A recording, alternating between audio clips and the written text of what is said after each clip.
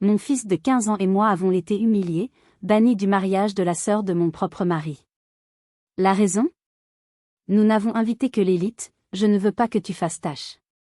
Je n'ai pas crié. Je n'ai pas pleuré. J'ai simplement dit, nous ne viendrons pas. Mais j'ai attendu.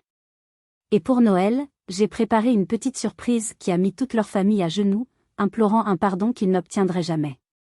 Ce qui suit est l'histoire de la façon dont une simple pâtissière de Lyon a servi une leçon de dignité à une famille qui avait tout, sauf du cœur. Bonjour à tous et bienvenue sur notre chaîne. Avant de plonger dans les détails de cette histoire qui, je vous préviens, va vous révolter, j'aimerais savoir d'où vous nous écoutez. Dites-moi dans les commentaires de quelle ville ou de quel pays vous êtes, et quelle heure il est chez vous en ce moment. C'est parti. Tout a commencé un mardi après-midi, un jour de pluie fine sur les pentes de la Croix-Rousse à Lyon. L'air dans ma petite pâtisserie, le sucre et le cœur, était chaud et embaumait le beurre frais et la vanille de Madagascar. J'étais en train de poser délicatement des pétales de rose en sucre sur une pièce montée, une création pour un jeune couple dont l'amour semblait aussi pur que la couleur de l'ivoire que j'avais sous les doigts.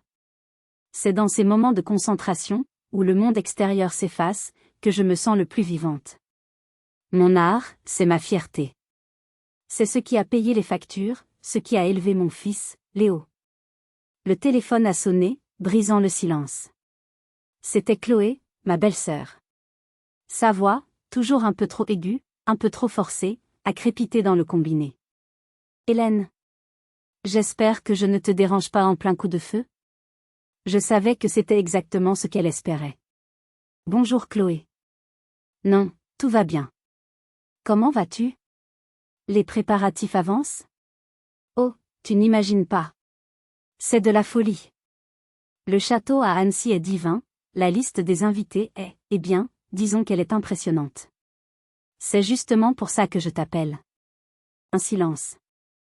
Je pouvais presque entendre les rouages de son esprit calculer la manière la moins directe, mais la plus blessante, de dire ce qu'elle avait à dire. Écoute, Hélène.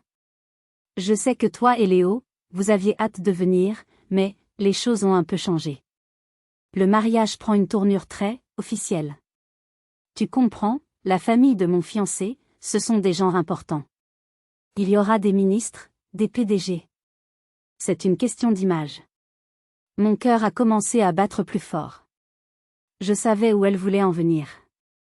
Et donc, ai-je demandé, ma propre voix soudainement vide de toute chaleur. Et donc, nous avons décidé de limiter les invitations à l'élite. Pour que tout le monde soit à l'aise. Je ne veux pas que tu fasses tâche, tu comprends? Avec ton petit commerce. Ce n'est tout simplement pas le même monde. Faire tâche. Le mot a résonné dans ma tête comme un coup de fusil. Moi, qui avais passé des nuits blanches à faire des gâteaux pour les anniversaires de ses parents. Moi, qui avais gardé ses neveux gratuitement pendant des semaines. Moi, la tâche sur leur tableau parfait. Au même moment, la porte de la boutique s'est ouverte. C'était Léo, mon fils de 15 ans, rentrant du lycée. Son sourire s'est effacé en voyant mon visage. Il a entendu la fin de la phrase, cette voix nasillarde qui sortait du téléphone. Maman? Je n'ai pas répondu. J'ai fixé un point invisible sur le mur, sentant le sol se dérober sous mes pieds. Hélène? Tu es toujours là? C'est pour le mieux, tu sais, a continué Chloé, inconsciente du mal qu'elle venait de faire. Je n'ai pas trouvé la force de lui répondre. Le soir, j'ai appelé Bernard, mon mari, qui travaillait la semaine à Paris. Je lui ai raconté, ma voix tremblante de colère contenue. Sa réponse a été le coup de grâce. Oh, Hélène, ne sois pas si dramatique. Chloé a raison. C'est son grand jour. Et puis, honnêtement, de quoi parlerais-tu avec un directeur de cabinet? De tes recettes de macarons? Sois raisonnable. C'est juste une fête. Juste une fête. C'était donc ça, la valeur de 20 ans de mariage. La valeur de tous mes sacrifices, de toutes les fois où j'avais mis mes rêves de côté pour soutenir sa carrière, pour m'occuper de sa famille comme si c'était la mienne. J'étais une note de bas de page embarrassante dans le grand livre de leur ascension sociale. J'ai raccroché. Je me suis tournée vers Léo, qui n'avait pas dit un mot, mais dont les yeux brillaient de larmes qu'il refusait de laisser couler. J'ai pris son visage entre mes mains. Ne t'inquiète pas, mon chéri. Nous n'irons pas. Ma voix était calme. Froide. Une froideur que je ne me connaissais pas.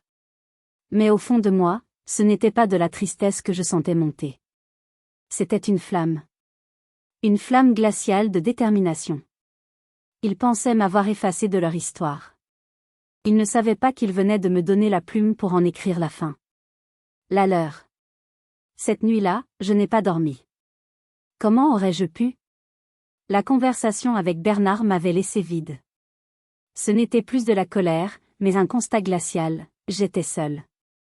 Totalement seule. Notre mariage n'était plus qu'une façade, une simple formalité administrative qui servait ses intérêts et maintenait une illusion de stabilité. Le lendemain, la réalité de ma situation m'a frappée avec une violence inouïe, d'une manière que même moi, dans mon pessimisme naissant, n'aurais pu imaginer. Je suis arrivée à la boutique à l'aube, comme d'habitude. L'odeur de la farine et du café aurait dû me réconforter, mais ce matin-là, elle me semblait fade. J'essayais de me concentrer sur mon plan de travail, sur les commandes du jour, quand une notification de mail est apparue sur mon ordinateur. L'expéditeur, Chloé. L'objet, annulation commande, urgent. Mon sang s'est glacé. Il y a un mois, Chloé m'avait passé une commande énorme pour son enterrement de vie de jeune fille. Une centaine de mignardises, des macarons personnalisés, un gâteau spectaculaire. C'était le plus gros contrat du trimestre. Un contrat qui devait payer mon unique employé, Sarah, ainsi que le loyer et les charges pour les 2 prochains mois. Un contrat pour lequel j'avais déjà acheté des dizaines de kilos de chocolat Valrhona, de beurre AOP et de fruits frais. J'avais refusé 2 autres mariages pour pouvoir me consacrer pleinement à sa commande. J'ai ouvert le mail, le cœur battant à tout rompre. Le texte était court, impersonnel, comme s'il avait été rédigé par un robot. Chère Hélène, suite à une réévaluation de nos besoins, nous avons le regret de t'informer que nous devons annuler l'intégralité de la commande. Nous avons décidé de faire appel à un prestataire plus en phase avec le standing de l'événement. Nous te remercions de ta compréhension. Plus en phase avec le standing de l'événement. C'était la même rengaine. La même humiliation, mais cette fois, elle ne visait pas seulement ma personne. Elle visait mon gagne-pain. Mon article. Mon indépendance. C'était une attaque directe, calculée, pour me punir de ne pas avoir accepté mon sort de « tâche » avec le sourire. C'était une déclaration de guerre. J'ai attrapé mon téléphone, mes doigts tremblaient tellement que j'ai dû m'y reprendre à 3 fois pour composer le numéro de Bernard. Il a répondu d'un ton agacé. « Quoi encore, Hélène ? Je suis en réunion. » Chloé a annulé la commande. La grosse commande. Elle dit qu'elle a trouvé quelqu'un de plus prestigieux. Un long soupir à l'autre bout du fil. Et qu'est-ce que tu veux que j'y fasse? C'est son argent, elle en fait ce qu'elle veut. Tu n'avais qu'à lui faire signer un contrat avec des arts non remboursables. C'est la base du commerce, non? Débrouille-toi. Débrouille-toi. Ces 2 mots ont agi comme un électrochoc. J'ai raccroché sans un mot.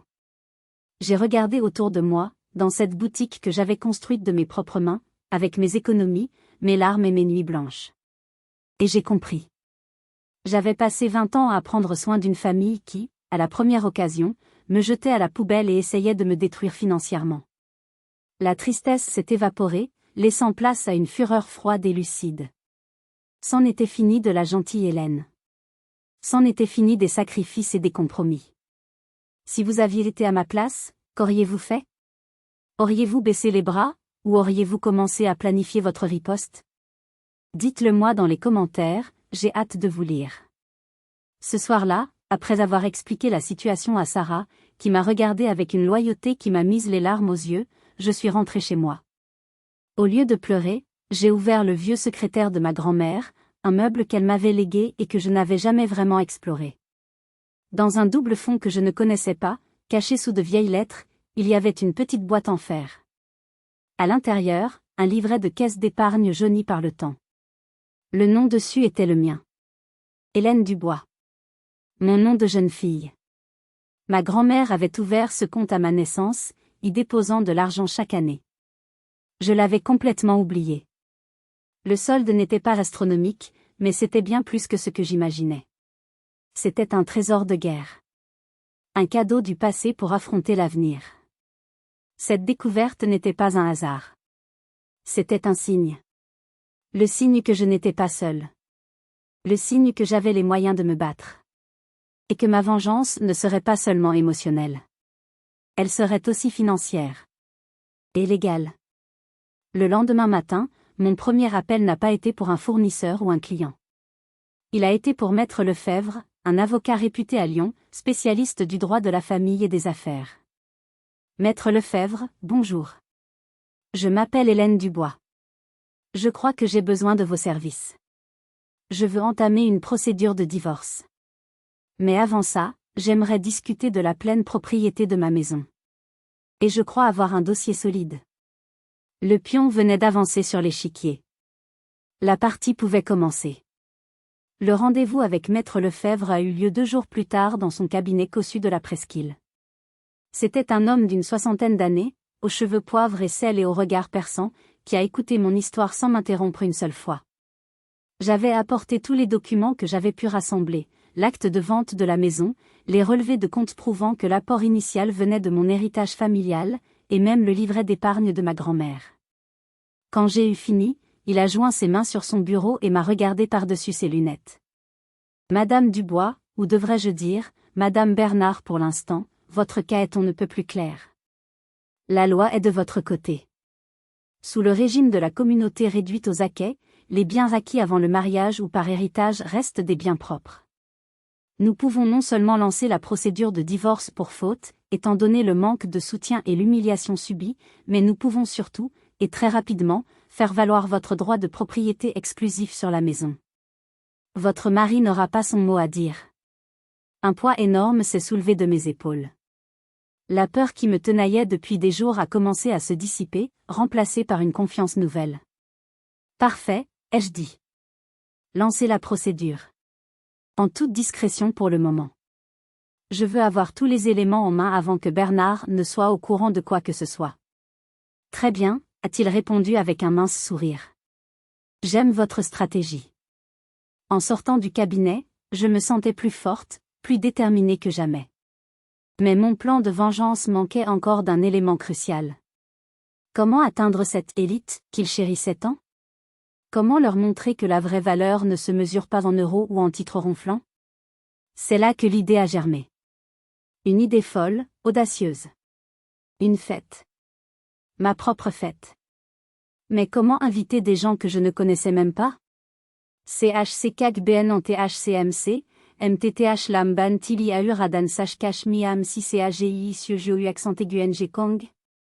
Et qu'un NHN, car c'est ici qu'une vieille amie entre en scène et change le cours du jeu.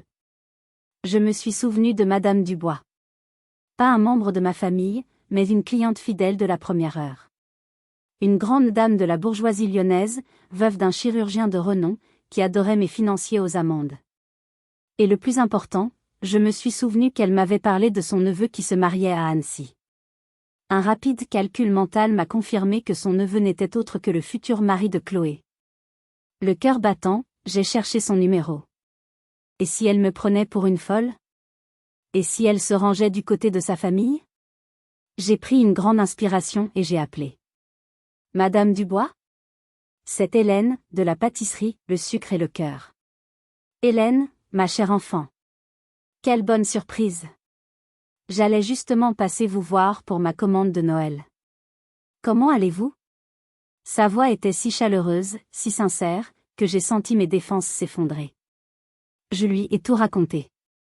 L'appel de Chloé, les mots blessants, la réaction de Bernard, l'annulation de la commande. Je n'ai pas cherché à me plaindre, j'ai simplement exposé les faits, avec la voix d'une mère blessée pour son fils. Le silence à l'autre bout du fil était lourd. Puis, sa voix a retenti, mais elle avait changé. Elle était devenue tranchante comme l'acier. Ces petits snobinards. Ils ont osé ? Humilier une femme de votre trempe, une artiste, et votre garçon si charmant ? Et mon neveu laisse faire ça ? Je suis absolument outré. C'est une honte. Une honte. Elle était plus en colère que moi. Que puis-je faire pour vous aider, ma chère Hélène? Eh bien, ai-je commencé, hésitante. J'ai une idée un peu particulière. Je voudrais organiser une réception pour Noël.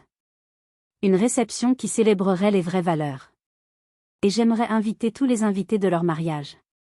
Elle a éclaté de rire. Un rire franc, puissant. C'est absolument génial. C'est d'une audace folle. J'adore. Ne vous inquiétez de rien. Considérez que vous avez la liste. Je vous l'envoie par coursier discret dès demain. Et comptez sur moi pour être présente à votre soirée. Avec quelques amis qui sauront apprécier la subtilité de votre démarche. Le lendemain, comme promis, un coursier à moto m'a remis une enveloppe épaisse.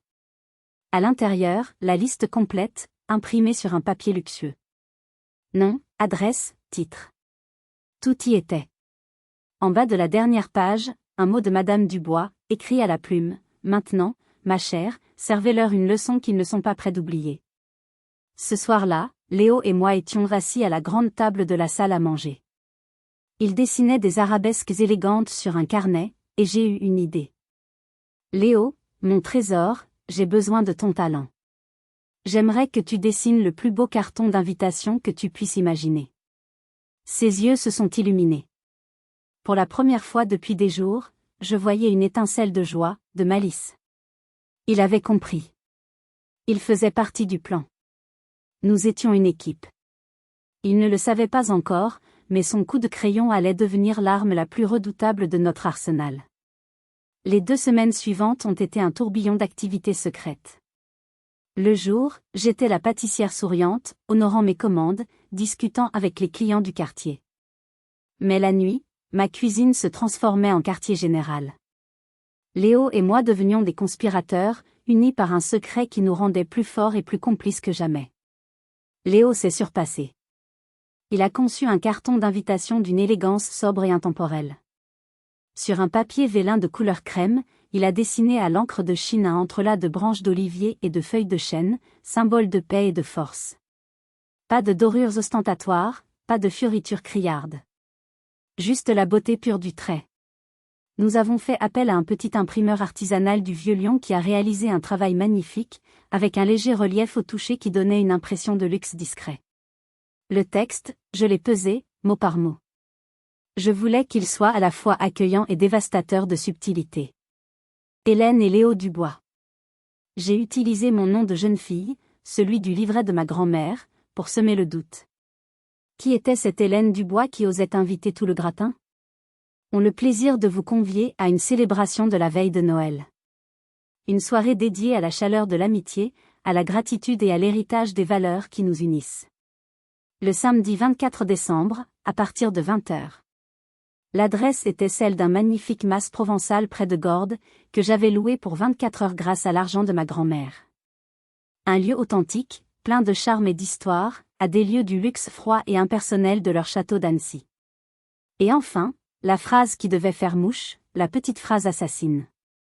Tenue vestimentaire, venez tel que vous êtes, car aucun titre, aucune fortune, ne vaudra jamais la richesse du caractère.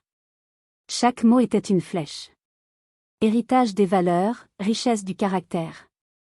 C'était un miroir que je leur tendais, un miroir qui, je l'espérais, leur renverrait une image bien peu flatteuse. Nous avons passé une nuit entière à calligraphier les noms sur les enveloppes, à apposer les seaux de cire que Léo avait dessinés avec nos initiales, H et L. Près de 300 invitations. 300 petites bombes à retardement envoyées aux 4 coins de la France et de la Suisse. Pendant ce temps, j'avançais sur le front juridique. Maître Lefebvre avait réuni toutes les preuves. L'assignation en divorce était prête. L'acte de changement de propriété était en cours de finalisation. Tout se mettait en place, pièce par pièce, comme un puzzle macabre. Je recevais des nouvelles du front, par Madame Dubois, qui s'amusait comme une folle. Elle me racontait que mon invitation était devenue le sujet de conversation numéro 1 dans leur cercle. Qui était cette Hélène Dubois? Était-ce une nouvelle fortune discrète? Une artiste excentrique? Personne ne faisait le lien avec la pauvre petite pâtissière de Lyon. Chloé et sa future belle-famille étaient persuadés qu'il s'agissait d'une coïncidence, d'une homonyme richissime. Chloé, selon Madame Dubois, était folle de jalousie que quelqu'un ose organiser une fête encore plus exclusive que son propre mariage, et le soir de Noël qui plus est. L'ironie était délicieuse. Ils étaient tellement aveuglés par leur snobisme qu'ils ne voyaient pas la vérité qui était sous leur nez. Le 19 décembre, toutes les invitations étaient postées. En déposant la lourde pile de lettres dans la boîte de la poste centrale, j'ai eu un moment d'hésitation. Étais-je en train d'aller trop loin? Mais j'ai repensé au visage de Léo, à la voix méprisante de Bernard, à ces mots, faire tâche. Et ma détermination est revenue, plus forte que jamais. Ce que je ne savais pas, en regardant ces enveloppes disparaître dans la fente, c'est que leur impact allait dépasser de loin tout ce que j'avais pu imaginer. Je pensais créer une vague, j'étais en train de préparer un tsunami. Et la première vague était sur le point de déferler, non pas en Provence, mais dans le salon de ma propre maison. Le 20 décembre, 3 jours après avoir posté les invitations, Bernard est rentré de Paris. Il n'avait pas prévenu de sa venue, débarquant à l'improviste avec son air supérieur, comme un roi visitant une de ses provinces éloignées. Il s'attendait probablement à ce que je sois surprise, peut-être même reconnaissante de cette visite inattendue avant les fêtes. Il ne s'attendait certainement pas à trouver le hall d'entrée encombré de cartons. Des cartons bruns, soigneusement scotchés, sur lesquels j'avais écrit d'une main ferme, « Affaire Bernard ». Ses costumes hors de prix, ses chaussures italiennes, ses livres sur la finance, ses clubs de golf. Toute sa vie parisienne, méticuleusement emballée. Il s'est arrêté net sur le seuil, son attaché-caisse glissant presque de sa main. « Qu'est-ce que c'est que ce cirque, Hélène? Tu déménages? » « Non, ai-je répondu calmement depuis le salon, où je sirotais une tisane. « Toi, oui. » Son visage est passé de la surprise à l'incompréhension, puis à la fureur. « Tu as perdu la tête? Qu'est-ce que ça veut dire? » Je me suis levée et je me suis approchée de lui. Je n'avais plus peur. Je ne ressentais plus cette boule au ventre que sa présence me donnait depuis des années. Je me sentais libre. Ça veut dire que c'est terminé, Bernard. Notre mariage est terminé. Il a éclaté d'un rire sec, un rire nerveux. Terminé? Tu ne peux pas décider ça toute seule. On est mariés. Pour le meilleur et pour le pire. Ah oui, le pire, ai-je rétorqué, ma voix se chargeant d'un sarcasme glacial. Parlons-en, du pire. Le pire, c'est quand ton mari te dit que tu n'es qu'une pâtissière bonne à rien. Le pire, c'est quand il laisse sa famille t'humilier, toi et ton fils. Le pire, c'est quand il te dit de te débrouiller, alors qu'on essaie de saboter ton travail. Le pire, Bernard, je l'ai vécu. Maintenant, je choisis le meilleur. Et le meilleur, c'est sans toi. Il était abasourdi, incapable de formuler une phrase cohérente. J'ai continué, posant sur la table une chemise cartonnée. Ceci est une copie de l'assignation en divorce que tu recevras officiellement demain. Pour faute. J'ai un dossier assez solide, tu verras. Il a ouvert la chemise, ses mains tremblantes parcourant les pages. Ses yeux se sont écarquillés. Mais, la maison. Tu ne peux pas. C'est notre maison. Non, Bernard. J'ai sorti un autre document, préparé par Maître Lefebvre. Ceci est la preuve que l'apport majoritaire pour l'achat de cette maison provenait de mon héritage. Légalement, elle m'appartient en bien propre. Tu n'as aucun droit dessus. L'acte de propriété a été mis à jour ce matin. Tu n'es plus chez toi ici. Le silence qui a suivi était assourdissant. Il me fixait, la bouche ouverte, le visage blême. L'homme arrogant et sûr de lui avait disparu, remplacé par un étranger désemparé. Pour la première fois, il réalisait qu'il avait perdu le contrôle. « Hélène, s'il te plaît. On peut discuter. C'est un malentendu. Chloé est idiote, j'ai été maladroit. Ne fais pas ça. Pense à Léo. » C'est justement parce que je pense à Léo que je fais ça, ai-je dit, ma voix retrouvant sa fermeté. Je veux qu'il grandisse en voyant sa mère être respectée. Je veux qu'il apprenne qu'on ne laisse personne nous marcher dessus. Surtout pas ceux qui sont censés nous aimer. J'ai pointé les cartons. Un service de déménagement viendra chercher tes affaires demain matin à 9 h. Je te suggère de passer la nuit à l'hôtel. Il est resté là, immobile, pendant ce qui a semblé une éternité. Puis, il a ramassé son attaché-caisse, m'a jeté un regard rempli d'un mélange de haine et d'incrédulité, et il est parti en claquant la porte. Je suis resté seul dans le silence de la maison. Je m'attendais à ressentir du soulagement, peut-être même de la joie. Mais je ne ressentais qu'un grand vide. J'avais gagné la première bataille, mais la guerre était loin d'être terminée. Il pensait que c'était le pire jour de sa vie. Il se trompait lourdement. Le pire était encore à venir, dans exactement 4 jours, sous le ciel étoilé de Provence. Que allait-il se passer maintenant qu'il connaissait une partie de mon plan?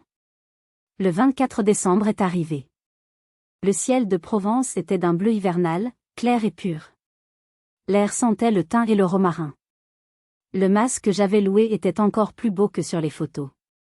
Une vieille bâtisse en pierre dorée, entourée d'oliviers centenaires. À l'intérieur, une grande cheminée crépitait, des guirlandes de lierre et de houx décoraient les poutres apparentes, et des centaines de bougies diffusaient une lumière chaude et dansante. J'avais préparé un buffet simple mais raffiné, avec l'aide de Sarah qui avait insisté pour venir m'aider. Tout respirait l'authenticité et la chaleur, le contraire absolu de ce que devait être leur réception guindée. Léo était magnifique. Il portait une simple chemise blanche et un pantalon de velours, et ses yeux brillaient d'excitation et d'un peu d'appréhension. Il était mon roc, mon complice. Vers 20h, les premiers invités ont commencé à arriver. C'était Madame Dubois, bien sûr, accompagnée d'un petit groupe d'amis, des gens charmants, artistes, écrivains, médecins, qui avaient été intrigués par mon invitation et qui étaient venus par curiosité et par amitié pour elle. Ils ont été immédiatement séduits par l'atmosphère. La soirée s'annonçait douce et paisible. Puis, à 20h30 précise, des phares puissants ont balayé l'allée. 3 voitures allemandes rutilantes se sont garées en crissant sur le gravier. Les portières se sont ouvertes sur un défilé de haute couture. Chloé, dans une robe à paillettes qui devait coûter le prix de ma voiture. Son nouveau mari, l'air aussi rigide que son col de chemise. Bernard, le visage fermé et sombre. Et quelques autres couples, leurs amis proches, tous affichant un air de supériorité condescendante, comme s'ils venaient inspecter une curiosité locale. Ils se sont avancés en groupe vers l'entrée, où j'avais posté 2 agents de sécurité discrets mais imposants. J'observais la scène depuis une fenêtre, le cœur battant la chamade. C'était le moment de vérité. L'un des agents s'est avancé, leur barrant poliment le passage. « Bonsoir messieurs, dames. Puis-je avoir vos noms, s'il vous plaît ?» Chloé a eu un petit rire méprisant. « Je suis Chloé de Valois. Voici mon mari, mon frère Bernard. Nous sommes invités. » L'agent a consulté sa tablette. Il a froncé les sourcils. « Je suis désolé, madame, mais vos noms ne figurent pas sur la liste. » Le visage de Chloé s'est décomposé. « Quoi? Mais c'est impossible. C'est une erreur. Regardez à nouveau. » J'ai vérifié, madame. Il n'y a pas d'erreur. Cette soirée est privée. C'est Bernard qui a pris le relais, sa voix pleine de menaces contenues. Écoutez-moi bien. C'est ma femme qui organise cette mascarade. Hélène Dubois, c'est elle. Laissez-nous entrer immédiatement. L'agent est resté imperturbable. Il a sorti une enveloppe de sa poche. Madame Dubois m'a chargé de vous remettre ceci si vous vous présentiez. Il a tendu l'enveloppe à Bernard. D'un geste rageur, il l'a arrachée et a sorti la feuille de papier à l'intérieur. J'avais tapé le message moi-même. Il a lu à voix haute, sa voix tremblant de fureur. Joyeux Noël.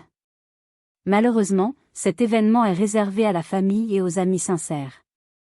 Il n'est pas ouvert aux opportunistes, aux élitistes, et certainement pas aux traîtres.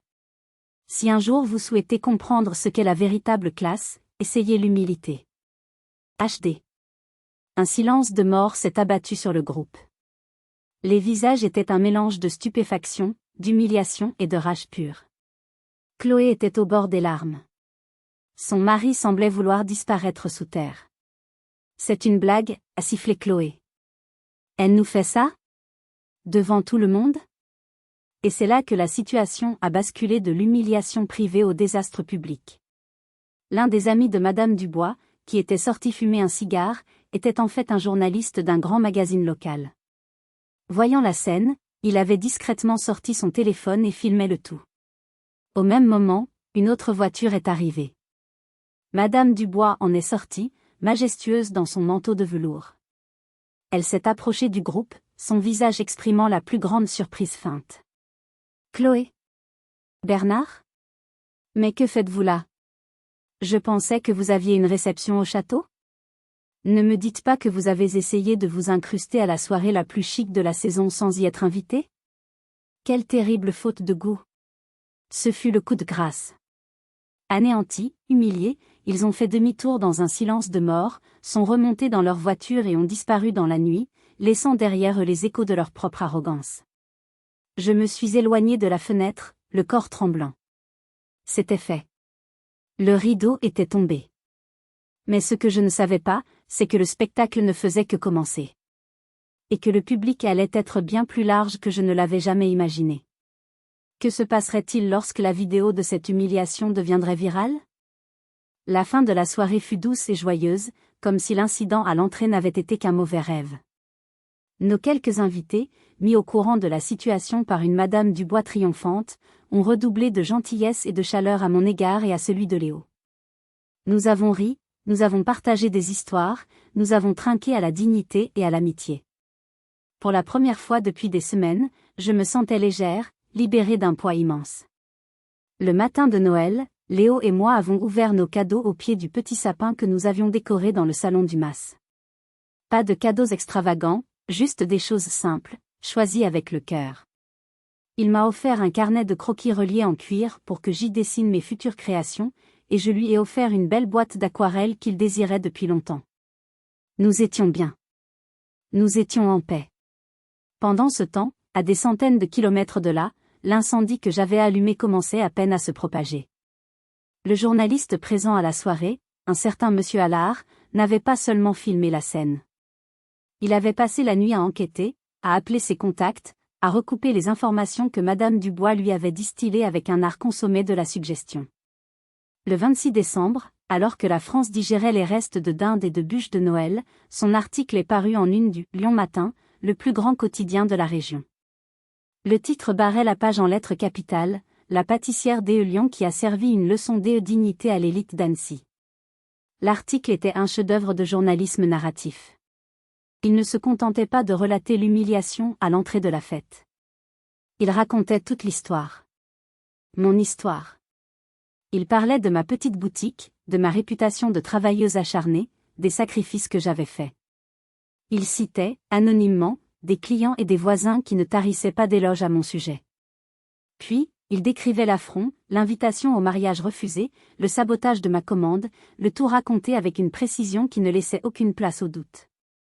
La scène finale en Provence était décrite comme le point culminant d'une tragédie grecque moderne, où l'orgueil démesuré, l'hubris, était puni par un juste retour des choses, la némésie. L'impact a été immédiat et foudroyant. L'article a été partagé des dizaines de milliers de fois sur les réseaux sociaux. Mon nom, Hélène Dubois, était en tendance sur Twitter. Les commentaires affluaient, un torrent de soutien pour moi et de mépris pour la famille de Bernard. Des messages comme « Enfin une histoire où les petits gagnent, cette femme est mon héroïne, le karma dans toute sa splendeur ». Les conséquences pour l'autre camp ont été cataclysmiques. Chloé, qui se présentait comme une influenceuse lifestyle, a vu son monde s'écrouler. Les marques de luxe avec lesquelles elle collaborait, soucieuses de leur image, ont commencé à rompre leurs contrats les uns après les autres.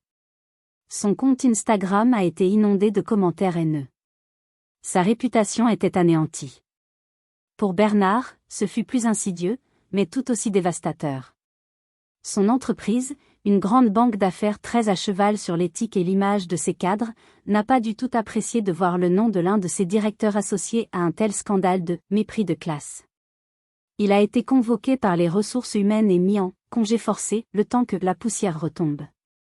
Quand Léo est retourné au lycée après les vacances, il a été accueilli non pas avec des moqueries, mais avec respect. Ses camarades, ses professeurs, tout le monde avait lu l'article. Il n'était plus le fils de la petite pâtissière, il était le fils d'Hélène Dubois, la femme qui avait tenu tête aux puissants. La vague de soutien était si forte qu'elle m'a presque submergée. Des journalistes campaient devant ma boutique. Des chaînes de télévision voulaient m'interviewer. Mon carnet de commandes a explosé. Des gens venaient de toute la France pour acheter un de mes gâteaux, non seulement parce qu'ils étaient bons, mais parce qu'ils voulaient me montrer leur solidarité. Un soir, le téléphone a sonné. C'était un numéro que je ne connaissais pas. J'ai hésité, puis j'ai décroché. C'était le père de Bernard. Mon beau-père. Sa voix était faible, brisée. Hélène? C'est moi. Je voulais juste dire que nous sommes désolés. Nous avons eu tort. J'ai gardé le silence, le laissant se débattre avec ses propres mots. S'il te plaît, aide-nous. La réputation de la famille est détruite. Bernard risque de perdre son travail. Dis-leur que c'est un malentendu. J'ai pris une grande inspiration. Le seul homme qui aurait pu arranger les choses, c'est celui que vous avez traité comme un moins que rien pendant 20 ans. Il est parti. Et la femme que vous avez humiliée n'a plus rien à vous dire. Puis j'ai raccroché. La justice n'était pas seulement douce. Elle était aussi libératrice. Mais la chute de leur empire n'était pas encore terminée. Il restait un dernier acte, une dernière révélation qui allait tout sceller. Et elle viendrait de la personne la plus inattendue, mon propre fils. La tempête médiatique a fini par se calmer, comme toutes les tempêtes. Les journalistes ont trouvé d'autres histoires à raconter, et la vie a lentement repris un cours plus normal. Mais les cicatrices, pour la famille Bernard, étaient profondes et permanentes. Leur nom était devenu synonyme d'arrogance et de snobisme. Dans leur monde où l'image est reine, ils étaient devenus des parias. Je me concentrais sur ma boutique, sur Léo, sur la reconstruction de notre vie. Je pensais que le chapitre était clos. J'avais tort. La conclusion la plus puissante, la plus poignante, n'était pas encore écrite. Un soir, Léo est venu me voir dans le salon. Il tenait une feuille de papier à la main, son visage grave et concentré. Maman, j'ai écrit quelque chose. Je ne sais pas si je devrais l'envoyer, mais j'avais besoin de le sortir. Il m'a tendu la feuille. C'était une lettre, ou plutôt un email, adressé à Bernard et à Chloé. Je l'ai lu, et les larmes me sont montées aux yeux. Ce n'était pas une lettre de colère, mais une déclaration de principe, d'une maturité et d'une clarté qui m'ont bouleversée. À mon père, à ma tante, commençait-il. Je vous écris aujourd'hui, non pas pour vous accabler, mais pour vous dire ce que j'ai appris au cours des dernières semaines. Vous m'avez appris qu'il existe 2 types de richesses dans ce monde. La vôtre, celle qui se compte en euros, en voitures de luxe et en invitations prestigieuses. Et celle de ma mère, qui se mesure en dignité, en travail acharné et en amour inconditionnel. Vous avez traité ma mère de « tâche ». Vous avez dit qu'elle n'appartenait pas à votre monde. Mais quand votre monde s'est effondré, qui était là? Pas vos amis de la haute société. Pas vos relations influentes. Le silence. Vous étiez seul, face au reflet de vos propres choix. Ma mère n'a jamais eu besoin de vos invitations. Elle a toujours su créer sa propre fête, un lieu où tout le monde est le bienvenu, peu importe son nom ou son compte en banque. C'est la plus grande leçon qu'elle m'ait apprise. Je n'ai pas honte de ma mère. Je suis fière d'elle. Fière d'être le fils de la pâtissière de Lyon. J'espère qu'un jour, vous comprendrez la différence entre le statut et la valeur. Car pour l'instant, vous êtes riche du premier, et en faillite totale du second. Léo. J'étais sans voix. J'ai serré mon fils dans mes bras. C'est magnifique, mon chéri. Tu es sûr de vouloir l'envoyer? Il a hoché la tête. Oui. Je ne veux plus avoir peur d'eux. Je veux qu'il sache. Il a appuyé sur « Envoyer ». Le petit son de l'ordinateur a résonné dans le silence comme un coup de marteau de juge. L'effet de cet email a été plus dévastateur que n'importe quel article de journal. Pour Bernard, ce fut la prise de conscience finale de tout ce qu'il avait perdu. Pas seulement une femme, une maison, une réputation. Il avait perdu son fils. Et ce n'était pas tout. Le scandale public avait attiré l'attention non seulement de sa banque, mais aussi du fisc. L'audit interne déclenché par sa direction pour protéger l'image de l'entreprise a mis au jour bien plus que de simples écarts de conduite. Ils ont découvert des irrégularités financières, des placements douteux, une tentative de dissimulation d'actifs. La chute de Bernard n'était plus seulement sociale, elle devenait judiciaire. Il a été licencié sur le champ, avec une menace de poursuite pénale planant au-dessus de sa tête. Il m'a appelé une dernière fois. Il n'était plus en colère, il était brisé. Il pleurait au téléphone, un son pathétique et désespéré. « Hélène, je t'en supplie. J'ai tout perdu. Mon travail, ma réputation. Léo. Il me déteste. Parle-lui, dis-lui que je regrette.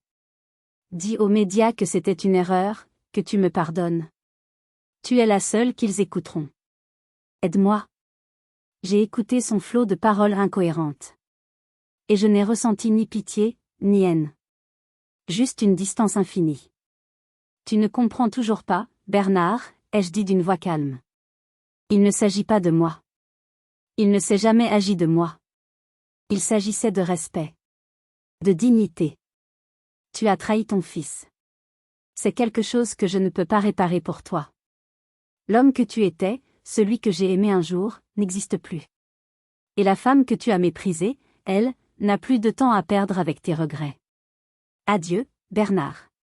J'ai raccroché. J'ai fermé la porte sur mon passé. Mais ce que je ne savais pas, c'est qu'en fermant cette porte, une autre, bien plus grande et plus belle, était sur le point de s'ouvrir. Les mois qui ont suivi ont été une période de reconstruction, non seulement pour moi, mais aussi pour l'image que j'avais de moi-même. Libérée du poids du jugement constant de Bernard et de sa famille, je me sentais respirer pour la première fois depuis des années. L'énergie que je consacrais autrefois à essayer de leur plaire, je la réinvestissais maintenant dans ma passion, dans ma boutique, et dans ma relation avec Léo. Le succès commercial né du scandale ne s'est pas démenti. Mais ce n'était plus seulement une curiosité médiatique.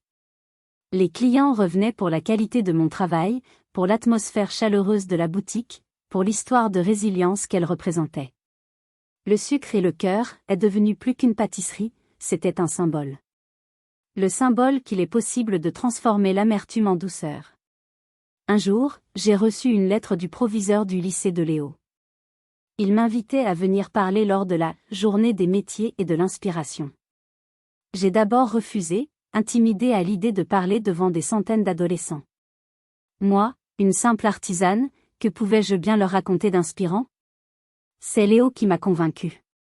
Maman, ton histoire est plus inspirante que celle de n'importe quel PDG. Tu dois y aller. Pour moi. Et pour toutes les autres mères qui se battent tous les jours. Le jour J, je suis montée sur la scène de l'auditorium, mes mains moites agrippées à mes notes. Je portais mon tablier de travail blanc, impeccable. Dans la salle, je voyais des regards curieux, certains un peu sceptiques. Puis Léo est monté sur scène pour me présenter.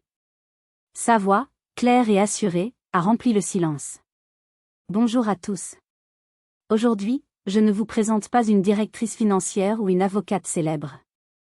Je vous présente ma mère, Hélène Dubois. Elle est pâtissière. Et c'est la personne la plus forte, la plus courageuse et la plus digne que je connaisse. Elle m'a appris que le succès ne se mesure pas à la taille de sa voiture, mais à la droiture de sa colonne vertébrale. Elle a affronté l'injustice non pas avec des cris, mais avec intelligence et grâce. Si demain votre monde s'écroule, c'est une femme comme elle que vous voudriez avoir à vos côtés. Voici ma mère, mon héroïne. Un silence a suivi, puis l'auditorium a éclaté en applaudissements. Des applaudissements chaleureux, sincères. En regardant mon fils, si fier, si droit, j'ai compris que j'avais déjà remporté la plus belle des victoires. J'ai parlé avec mon cœur. J'ai parlé de la passion du travail bien fait, de l'importance de rester fidèle à soi-même, de la force qu'on trouve dans l'adversité. Je n'ai pas parlé de ma vengeance, mais de ma reconstruction. À la fin, les élèves se sont levés. C'était l'un des plus beaux moments de ma vie. Cette expérience m'a donné une confiance nouvelle. J'ai accepté une interview pour un grand magazine féminin. Puis une autre pour une émission de radio. Je ne parlais pas pour me venger, mais pour partager mon histoire, dans l'espoir qu'elle puisse en aider d'autres. Et les opportunités ont commencé à affluer, des opportunités que je n'aurais jamais osé imaginer. Une maison d'édition parisienne m'a contacté. Ils voulaient que j'écrive un livre. Pas seulement un livre de recettes, mais un livre qui mêlerait mes créations à mon parcours de vie. Le titre qu'ils proposaient, La douceur de la revanche. J'ai souri et j'ai suggéré une modification, La force de la douceur. Ils ont adoré. Mon petit monde s'agrandissait, s'épanouissait. J'ai embauché 2 nouvelles personnes pour m'aider à la boutique. J'ai commencé à donner des ateliers pour des femmes en reconversion professionnelle. Je découvrais en moi une force que j'ignorais posséder. J'avais pensé que la fin de mon mariage était la fin de ma vie. C'était en fait le début. Le début d'une vie où j'étais l'unique architecte de mon bonheur. J'avais déjà tout ce dont je pouvais rêver, mon fils, ma passion, mon indépendance, le respect de ma communauté. Je pensais avoir atteint le sommet de ma nouvelle vie. Mais l'univers me réservait une dernière surprise, une rencontre qui allait prouver que le chemin de la dignité mène parfois à des destinations insoupçonnées. Pour fêter la signature de mon contrat d'édition, j'ai emmené Léo dîner dans l'un des plus beaux restaurants de Lyon, celui de Paul Bocuse. Un lieu mythique, un symbole d'excellence à la française. C'était une folie, mais nous l'avions bien mérité. Nous n'étions pas là pour l'étalage de richesses, mais pour la célébration de l'artisanat, de la passion, du travail qui devient art. Assis dans la salle somptueuse, nous nous sentions un peu intimidés, mais surtout heureux. Nous avons parlé de l'avenir, du livre, de ses projets d'études dans une école d'art. Il n'y avait plus d'ombre, plus de tristesse. Juste la lumière d'un futur que nous allions construire ensemble. Au milieu du repas, le sommelier s'est approché de notre table avec un seau à glace contenant une bouteille de champagne millésimée. De la part de monsieur le chef, a-t-il dit avec un sourire complice. Nous nous sommes tournés et avons vu, à quelques tables de là, le chef en personne, une légende vivante de la gastronomie française, qui a levé son verre dans notre direction avec un clin d'œil. J'ai senti le rouge me monter aux joues. Quelques minutes plus tard, il s'est approché de notre table. Madame Dubois ? C'est un honneur de vous recevoir. Votre histoire m'a beaucoup touchée. J'étais tellement surprise que j'ai à peine pu bafouiller un remerciement. Ce que vous avez fait, a-t-il continué, sa voix grave et chaleureuse, ce n'est pas seulement une affaire de famille. C'est une défense de notre métier. De tous les métiers où l'on met ses mains, son cœur, son âme. Vous avez rappelé à tout le monde que la dignité n'a pas de prix et que le talent n'a pas besoin de titre pour exister. Il a regardé Léo. Et vous, jeune homme, vous avez une mère exceptionnelle. Puis, il s'est tourné à nouveau vers moi. J'ai un projet. Une nouvelle émission de télévision pour mettre en lumière les artisans de talent de nos régions. Des gens comme vous. Des gens qui ont une histoire. J'aimerais beaucoup que vous soyez notre premier invité. J'étais sidérée. Moi, à la télévision ? Avec l'un des plus grands chefs du monde ? C'était surréaliste. En quittant le restaurant ce soir-là, marchant le long des quais de Saône illuminés, Léo s'est penché vers moi et m'a chuchoté à l'oreille. Tu n'as pas seulement pris ta revanche, maman. Tu es devenue une reine. J'ai souri. Une reine. Peut-être. Mais une reine dans un royaume où la couronne est faite de respect de soi, le sceptre de talent, et le trône d'amour inconditionnel. Aujourd'hui, quand je regarde en arrière, je ne ressens plus de colère envers Bernard ou sa famille. Je ressens une sorte de pitié lointaine. Ils courent toujours après la reconnaissance, après la prochaine invitation, après le prochain symbole de statut. Ils sont prisonniers d'une cage dorée qu'ils ont construite eux-mêmes. Moi, je suis libre. Ma plus grande richesse, ce n'est pas le succès de ma boutique ou l'avance sur mon livre. C'est de me réveiller chaque matin et d'être fière de la femme que je vois dans le miroir. C'est de voir mon fils devenir un jeune homme droit, juste et bienveillant. La vraie richesse, ce n'est pas ce que l'on possède. C'est ce que l'on est, au fond de soi, quand toutes les apparences sont tombées. Alors, qu'en pensez-vous ? Ma vengeance était-elle justifiée, ou suis-je allé trop loin ? J'adorerais lire vos avis et vos propres expériences dans les commentaires. Avez-vous déjà dû vous battre pour votre dignité ? Racontez-moi votre histoire. Si ce récit vous a touché, si vous pensez qu'il peut donner de la force à quelqu'un, n'hésitez pas à le partager.